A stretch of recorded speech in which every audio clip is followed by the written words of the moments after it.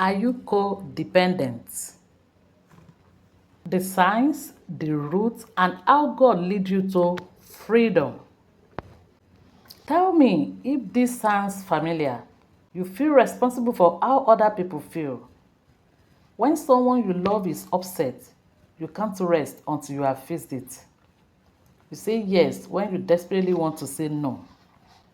You lose yourself in relationships, your needs, your identity, your sense of self, and you don't notice it's happening until you are completely empty.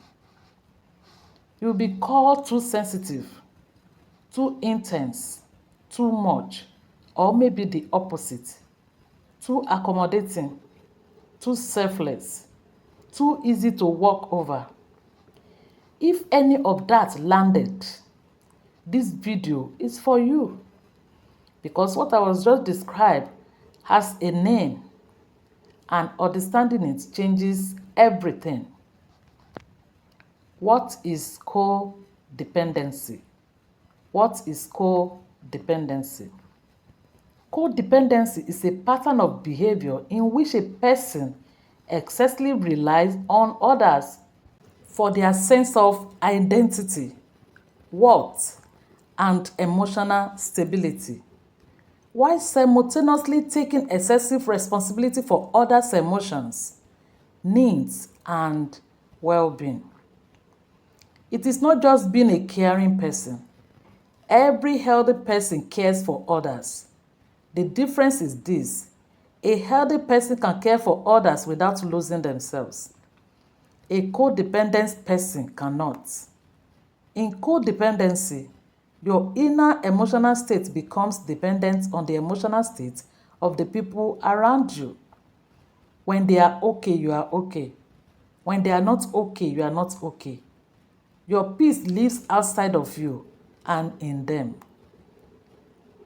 Signs include difficulty identifying your own needs or feelings.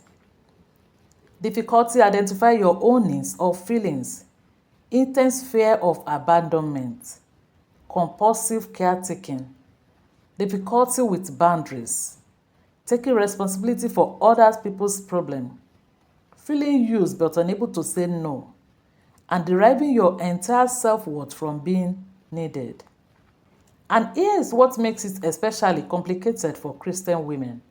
Many of the behaviors that define codependency can look like virtues: self-sacrifice, putting others first, being the helper, the caretaker, the one who holds everything together. The church has often praised these things without examining the woundedness underneath them. Where it comes from. Codependency always has a root in the early family dynamics.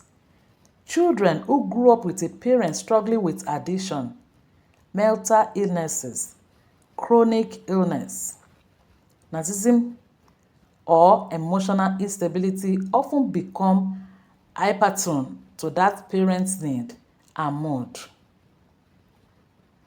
Because the family's stability depended on it. They learn that love means managing someone else's emotional world. They learn that their needs are secondary, that their worth comes from what they do, not who they are. These children become extraordinarily skilled at reading and managing other people. And then they grow up and find relationships that require exactly that skill set. Partners who need managing.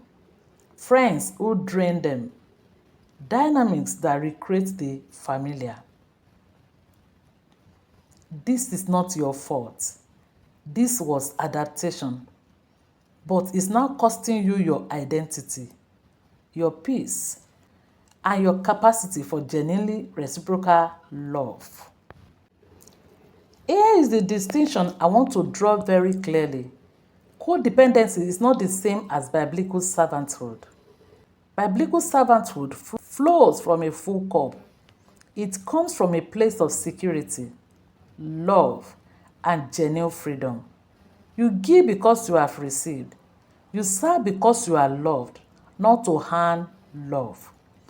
Codependency serves from empty cup, driven by fear of abandonment, fear of conflict, fear of not being enough, fear that if you stop managing everything, everything will fall apart.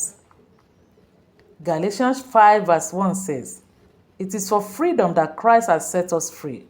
So stand firm, then, and do not let yourself be burdened again by a yoke of slavery." Codependency is a yoke, a heavy, exhausting, invisible yoke that you carry in every relationship. Jesus does not want your driven, fearful, compulsive caretaking. He wants your free, whole, boundaried love. The kind that only comes when you first receive the security of being fully loved by Him. You cannot pour from empty cup, and you were never meant to try. Here is how to recover from codependency. 1. Name it without shame. Name it without shame. Codependency is not a character flaw.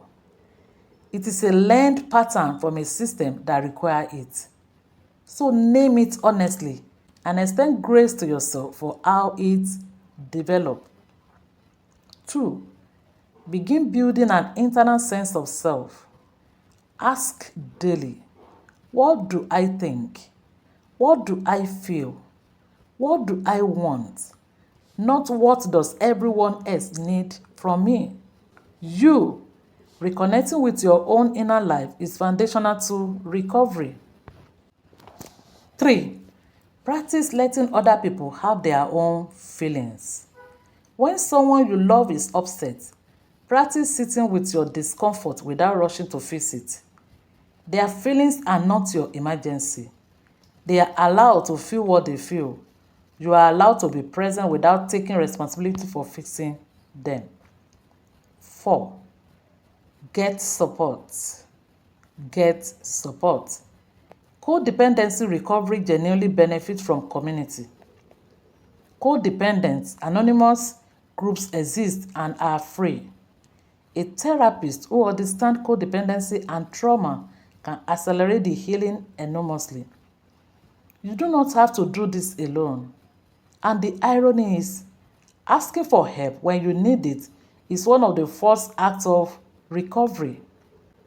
So my sister, before I go, let me tell you that you have spent so long taking care of everyone else, so long making sure everyone around you is okay, so long being the strong one, the helper, the one who holds it all together. And I want to ask you, who takes care of you? God does. That is the answer the codependent heart has been searching for in every person she's ever tried to fix.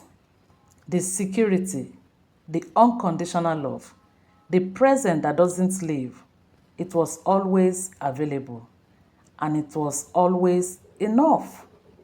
Leave in a comment, I matter too, because you do. Let me tell you, it doesn't matter what is the matter. You will matter where it matters in life in the name of Jesus. I will see you in the next one. You are heard and you are becoming.